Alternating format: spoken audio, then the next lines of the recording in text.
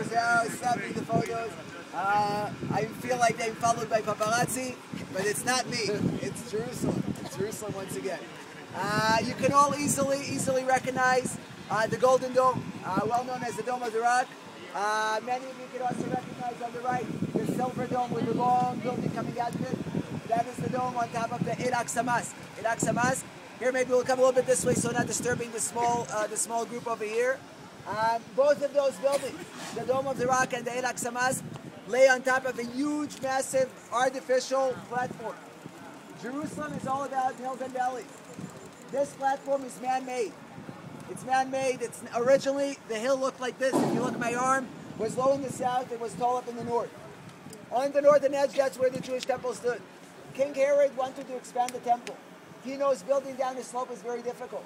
What does he do? He creates an artificial platform. It's as if he took a big shoebox. Okay, he threw out the shoes and he put it over its head on the northern edge. How does he do this?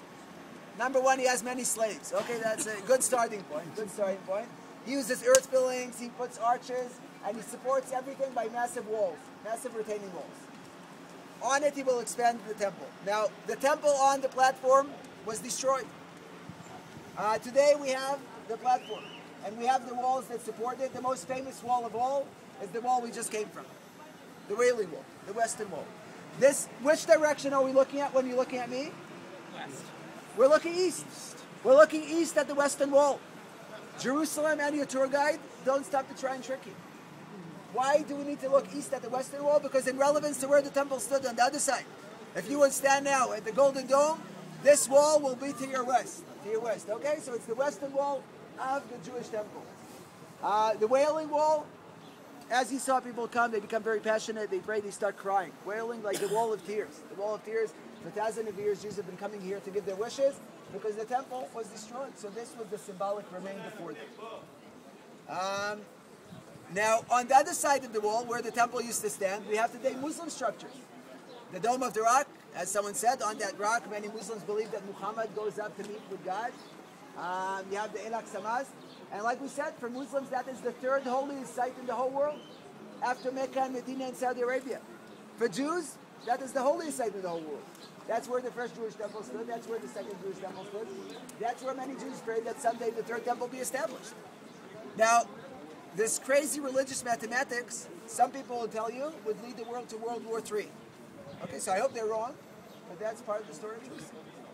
Because the holiest site for the Jews and the third holiest site for the Muslims is the same exact spot. Jerusalem is full of ironies. My friends, some of you have already been up there. If and when you go up there, you'll find yourselves in the most quiet and peaceful place in all Jerusalem. Okay, just to make it even more amazing to see. Going up there for non-Muslims, not the easiest thing in town. It's open in between Muslim prayer times.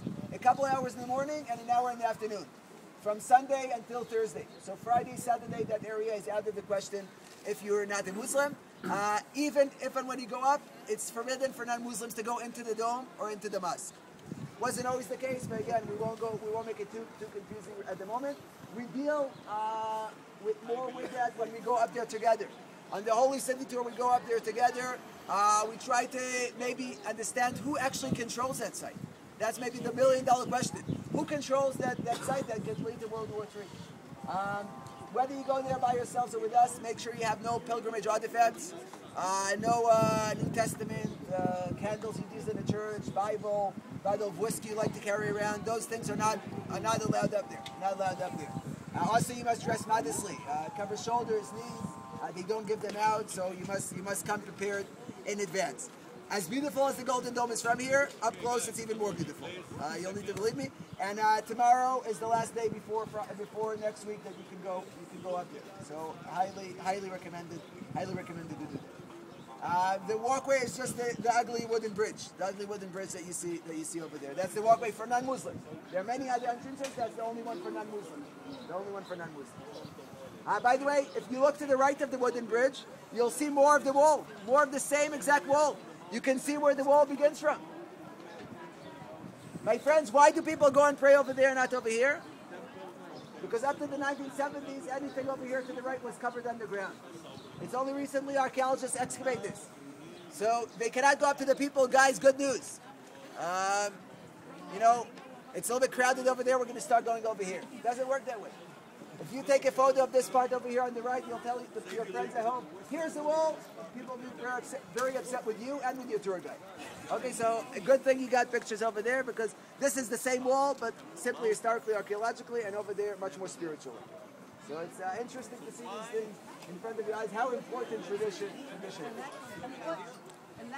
PR, you said it, exactly. And what time is that open? 8 to 10 and 12 to 1.